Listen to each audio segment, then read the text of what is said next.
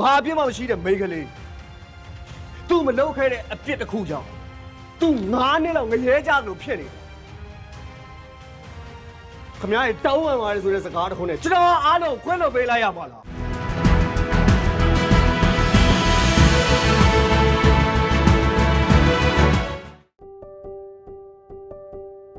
ဘဝရဲ့ချုံမြိန်တဲ့အခိုက်အတန့်ချွေးထွက်များလို့ရည်သက်ဆုံး right ရဲ့ဒေတာအကောင်းဆုံး ညနေကျရင်စောစောပြန်ခဲ့နော်တော်တော်စောင့်နေမယ် ပြန်ခဲ့မှာပေါ့ဒါဒီစိုးစိုးပြန်ခဲ့ပြီမမီကိုပင်မအောင်မလုပ်နဲ့ရဲမစော့နဲ့နော်တကယ်မှနေခဲ့ကြ ဟုတ်ကဲ့ ကဲချီကိုသွားတော့ညနေပါစားရင်လေဘာဝယ်ခဲ့ရ ဘာမှမစားတော့ပါဘူးမွေးကင်းနဲ့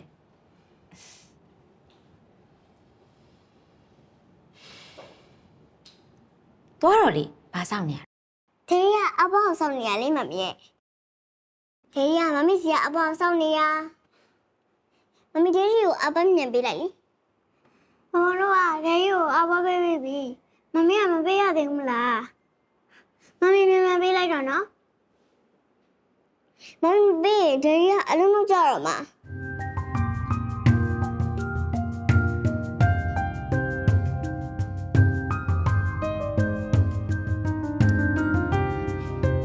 ကဲအဲ့ဒါဆိုသွားပြီနော်တတ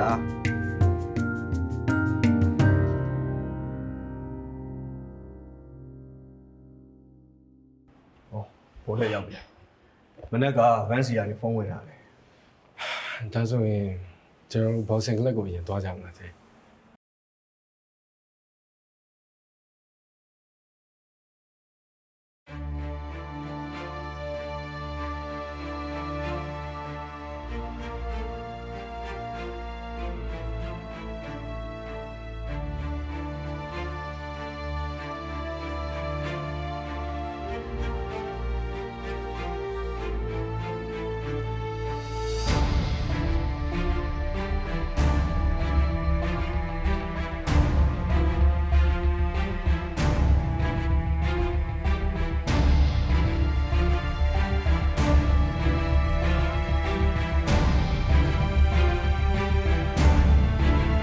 ဒုတိယခန်းတော့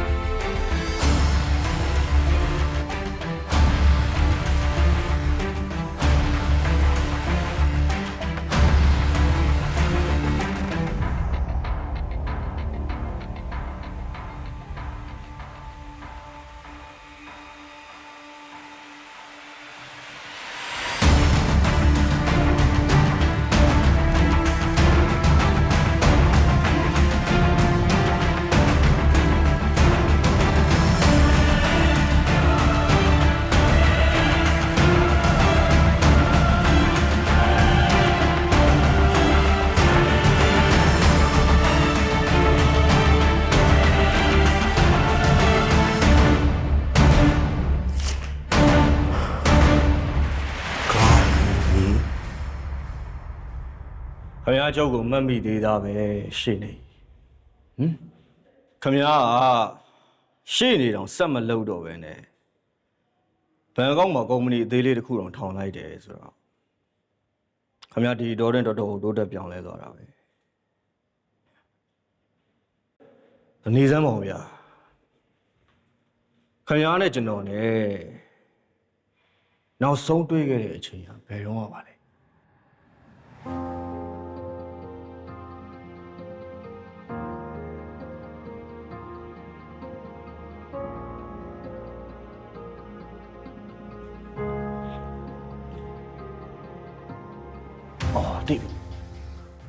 တီဗီ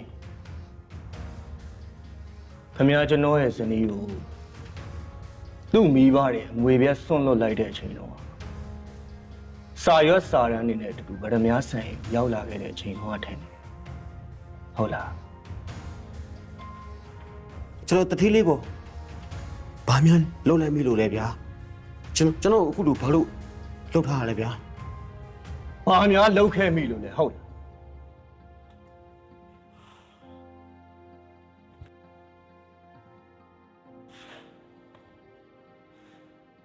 ခ ခမရကို့အပြစ်ကိုအခုထိမသိသေးဘူးလား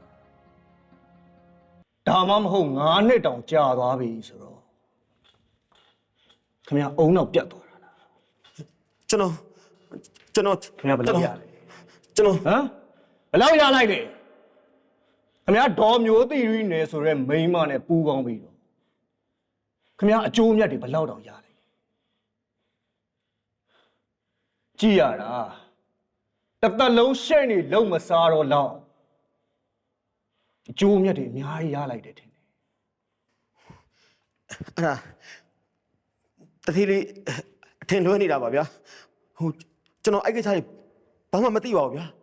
ဘာမှမသိပါဘူး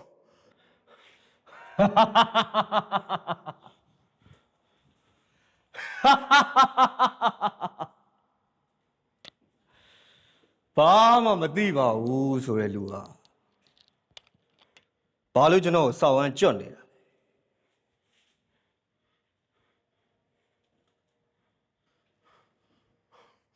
တတိလေးကိုကျွန်တော်မလိမ္မာဘူးဗျာကျွန်တော်အဲ့ဒါအစားကလေးမသိခဲ့တာပါဗျာကျွန်တော်မသိခဲ့တာပါအစားကလေး အစတွေကဘာမှမသိခဲ့ပါဘူးဆိုတော့ခင်ဗျားစကားအတိတ်ပဲပါလေ အဲ့ဒါကတော့ပေါမောက်ခါကြီးဆုံးဖြတ်ခဲ့တာပါပလဲမြူတည်ဆုံးသွားတဲ့အတွက်ကြောင့်ချီထုံးနောင်ဖွဲ့ကိုအမေးပြတ်ဆုံးလုပ်ပေးဖို့ဒေါ်မျိုးတီနယ်ကညွန်ကြားချက်ကိုပေါမောက်ခါကြီးဆုံးဖြတ်ခဲ့တာလို့ပဲကျွန်တော်ထင်ခဲ့တာဟုတ်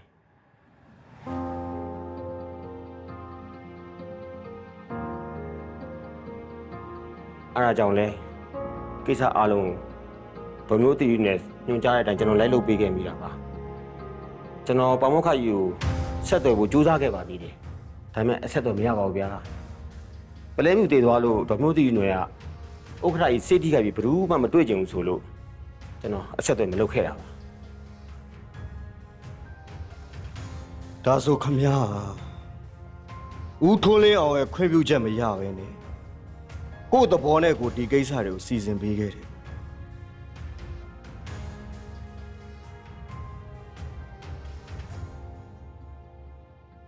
ပေါမောက်ခိုင်းနဲ့အဆက်အသွယ်မရဘူးဆိုပေမဲ့ပလဲမြူမတည်ဆုံးငင်ရက်ကတော့ပေါမောက်ခိုင်းကျွန်တော်ဆက်သွယ်ပါသေးတယ် ဘာဦးထိုးလင်းအောင်ခင်ဗျားကိုဆက်သွယ်ခဲ့တယ်ဟလားသူခင်ဗျားကိုဘာတွေပြောခဲ့လဲ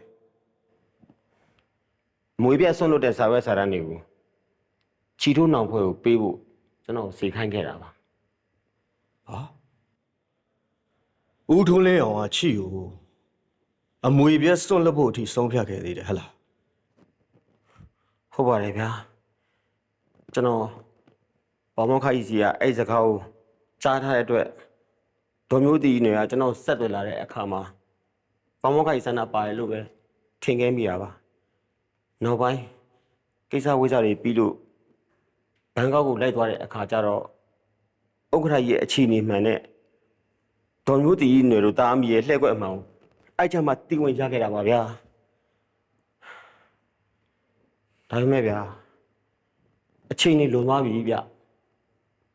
ဒေါ်မျိုးတီနယ်ကကျွန်တော်ငွေတွေမမမောပေးလို့ကျွန်တော်နှုတ်ပိတ်ပြီးနေဖို့ဆုံးဖြတ်ခဲ့မိတာပါဗျာ ခမရရထားတဲ့ဥပဒေဘွဲနဲ့တော့မတန့်ဘူးဗျာခမရတော်တော်ယုံမာတာပဲခမရငွေမျက်နှာတစ်ခုတည်းနဲ့အဲ့ဒီသားမိနဲ့ပေါင်းပြီးတော့အမှန်တရားတွေအားလုံးဖုံးဝယ်ခဲ့တဲ့ခမရကြောင့်ဘာအပြစ်မှမရှိတဲ့မိန်းကလေးသူ့မလုပ်ခဲ့တဲ့အပြစ်တစ်ခုကြောင့်သူ9နှစ်လောက်ငရဲကြလို့ဖြစ်နေတယ်ခမရရဲ့တောင်းပန်ပါတယ်ဆိုတဲ့စကားတစ်ခုနဲ့ကျွန်တော်အားလုံးခွင့်လွှတ်ပေးလိုက်ရပါလား ဟုတ်ထပ်ပြီးတောင်းပန်ပါတယ်ဗျာကျွန်တော်ချမ်းသာပြီပါကျွန်တော်တတိလေးခိုင်းတာဘာမှမဆိုလုပ်ပေးပါမယ်ဗျာကျွန်တော်ချမ်းသာပြီပါဗျာတတိလေးကျွန်တော်ချမ်းသာပြီလေတတိလေးအတွက်နောက်ထပ်အသုံးဝင်မဲ့အကြောင်းကျွန်တော်ပြောပြပါမယ်ဗျာ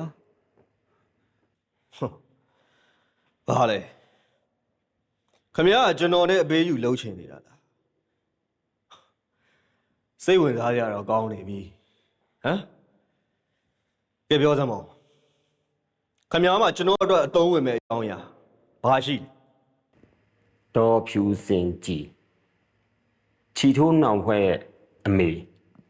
ဒေါ်ဖြူစင်ကြီးဒေါ်ဖြူစင်ကြီးနဲ့ဒေါ်မျိုးတည်နေတို့ကြားလျှို့ဝှက်ချက်အကြောင်းလေးပေါ့ ချီရဲ့အမေလို့ပြောလိုက်တာလား ဟုတ်တယ်တကယ်တော့ဒေါ်မျိုးတည်နယ်ဆိုတာပေါမောက်ခါရဲ့ဒုတိယဇနီးပါပေါမောက်ခါကြီးတရားဝင်လက်ထပ်ယူထားတဲ့ပထမဇနီးကချီထိုးနှောင်ဖွဲ့ရဲ့အမေ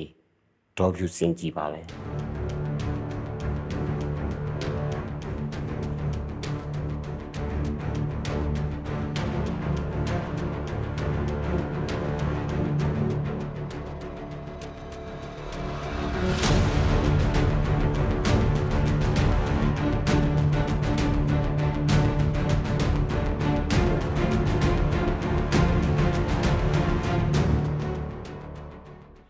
အဖေဆုံးဖြတ်ပြီးပြီထွန်းလဲမင်းဖြူစင်ကြီးကိုလက်ထပ်ရမယ်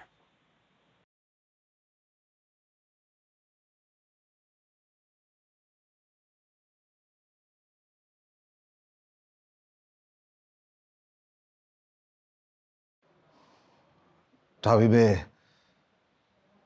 ကျွန်တော်မှချစ်သူရှိတယ်အဖေ ဒါဘီမဟာရဲ့ခဲချစ်ကဘယ်ဘက်ကူအကုတ်ကိုစကန်ဖတ်3000မသိန်းကြီးမဟာရဲ့ငွေသားစုများရရှိဖို့အတွက်ကူကိုကုတ်ကိုရိုက်ထည့်လိုက်မဟာတွင်တလားစာကြည်ရှုခွင့်ပါဝင်ပြီးပြင်ဝီကိုလဲနဲ့တက်ကိုထူးစုမဲတို့ကန်ကျိုးဖို့အတွက်အားတော့ချက်နဲ့ဝဲမဟာနဲ့နှစ်ထပ်ကို